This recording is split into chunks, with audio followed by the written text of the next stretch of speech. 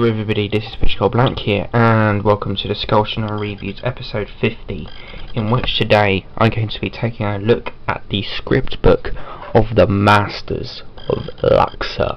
So without further ado, let us begin this Doctor Who book review. So for the cover we have Doctor Who the Scripts, the Masters of Luxor, Anthony Coburn, edited by Jean McElroy.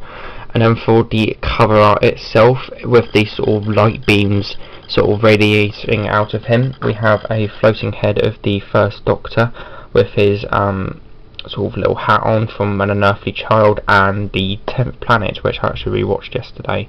Very good story.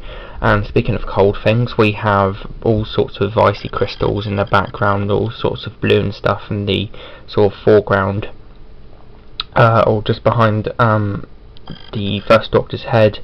Then behind that we've got more sort of ice crystals sort of behind all of some of the rays and stuff, and behind that is all sort of purplish or reds, pinks and blues and greens, sort of very kaleidoscopic cover in terms of all the sort of purples, pinks, blues and greens and yellows and stuff. It's a very nice and sort of eye-catching cover. And then for the spine we have a continuation of the cover with Doctor Who the Scripts, the Masters of Luxor, Anthony Coburn, Titan Books, and their logo.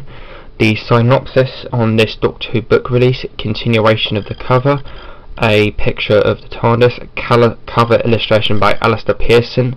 Then there we've got Titan Books logo, the sort of barcode and then the original UK price, which is $4.99, and science fiction TV tie-in, or what genre of book this is. And now for the synopsis of this script book. The wait is over. A dark and silent planet, a magnificent crystal edifice perched on a mountainside, a legion of dormant robots waiting for the signal to bring them back to life. The Doctor and his granddaughter Susan and their reluctant companions Ian and Barbara are about to unleash forces which will threaten their very survival. Read for the first time the complete script of this magnificent but regrettably never produced Doctor Who story. And then for the interior of this Doctor Who book we have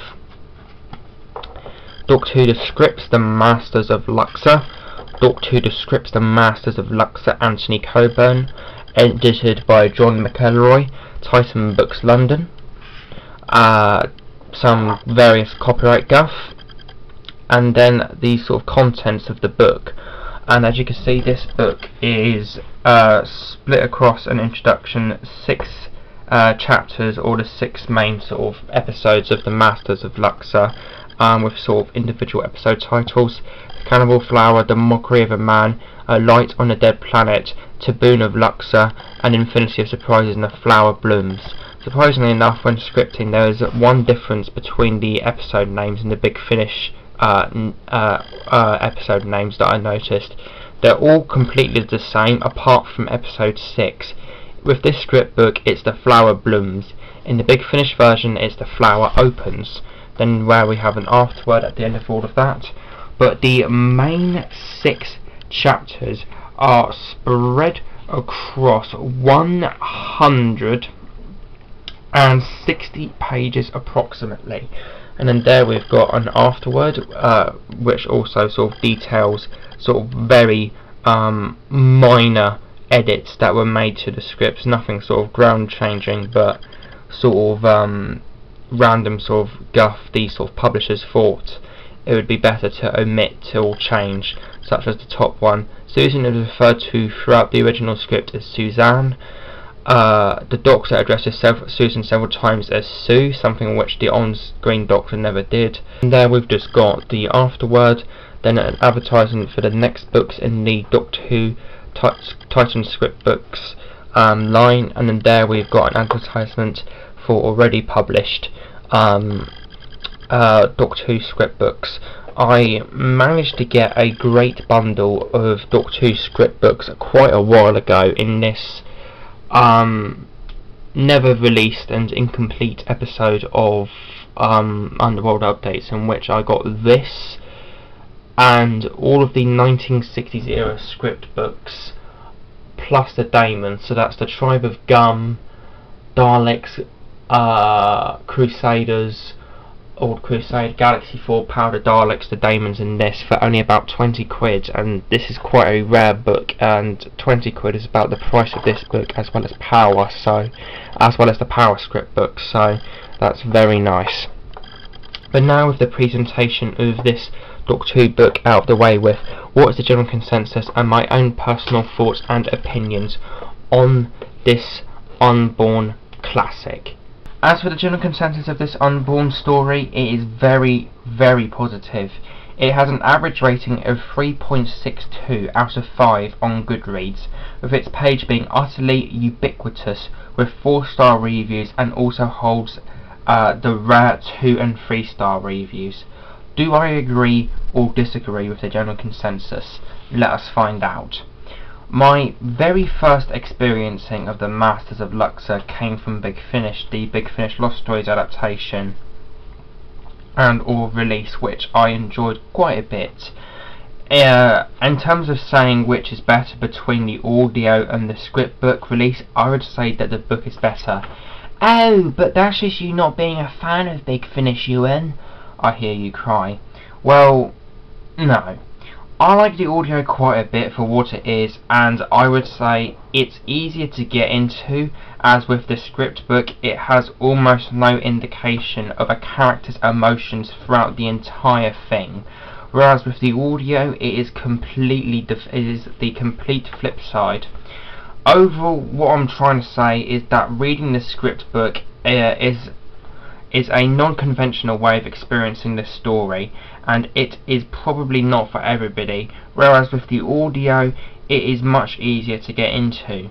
I personally prefer the book release and overall more, as I find it a lot more interesting and exciting, as it is pure unfiltered Masters of Luxor, allowing the story to show its full ideas, as Big Finish obviously had to change it quite a bit, as it is an audio adaptation.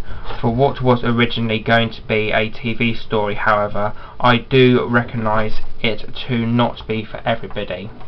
The story itself is divided up into 6 episodes, as I mentioned earlier, with episode 1, The Cannibal Flower, episode 2, The Mockery of a Man, episode 3, A Light on the Dead Planet, episode 4, Taboo of Luxor, number 5, An Infinity of Surprises, and number 6, The Flower Blooms. As I said earlier, the flower, or episode 6, is called The Flower Opens in the audio version, whereas with the original scripts and then in the script book it's called The Flower Blooms.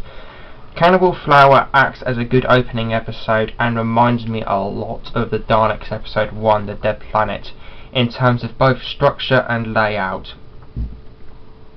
The Doctor and Co get dragged down onto an unspecified, presumably the planet's Luxor, and enter a mysterious structure by what appears to be the building's own will. The second episode further builds layers upon the introductions of the first by introducing the Derivatrons and the character the Perfect One, as he is simply called. Episode 3 is where the action lever starts to be pulled and clicked into place by the next. Taboo of Luxor, which introduces us to the 6th, not counting the Derivatrons, and final character of the story, the titular Taboo. From here, in the 4th episode, it is action time and starts to characterise Taboo and the Perfect One, which continues into the 5th and builds to the climax in the 6th. The characters in this story are just great, most notable of which being Ian, Taboo and the Perfect One. Ian of which is still early asshole Ian, which isn't a surprise considering this was actually meant to be the second Doctor Who story, which some people may consider incorrect because, well actually it is correct, but the thing with the Masters of Luxor is that it was replaced by the Daleks, and then it was pushed till the end of season 1 when it was eventually deemed to be too difficult or too ambitious for the time, and was eventually replaced with the Reign of Terror. Ian's nasty side, as seen in An Unearthly Child with Daleks and the Edge of Destruction, is very much prevalent here in the first episode. However, he becomes used to the situation and comes to terms by the second. To boon of which I can't say much on, as it is easy to spoil the story by detailing him too much. But nonetheless, I found him to be a good character, and he does play a very interesting role and part of the story. The Perfect One follows the sort of same line. He's a great character, one of the most interesting and unique characters I've ever come across in Doctor Who, I would personally say. But at the same time, like Taboon, he is a character, if I would detail him too much, I will probably most likely spoil the story, as it's quite character reliance on this story. I mean, it's a 6-parter with 6 main characters in the Rivertrons. A character of the Perfect One of which is a character that is revealed that he has actually been engineered to be perfect, which is a very interesting sort of character trait for that character in this story. And the Rivertrons are good robot characters as well. You may think that they'd be something like the Daleks, and you'd be right in a technical sense, as they are like the servant parts of the Daleks and power of the Daleks. They are not really a monster, just more of a servant race of robots for the Perfect One, like the robots in the Robots of Death. In terms of an overall story, I thought it was fantastic. I love the format of the story, of how Anthony Coburn structured it as a slow build story, one that casually builds layers across many episodes that leads to quite an epic adventure overall as a climax, with great characters, great world building and great writing and action scenes, as well as great utilisation of a small cast. This overall came out to be one of my very, very favourite Doctor Who books, and it is one that I would highly, highly recommend.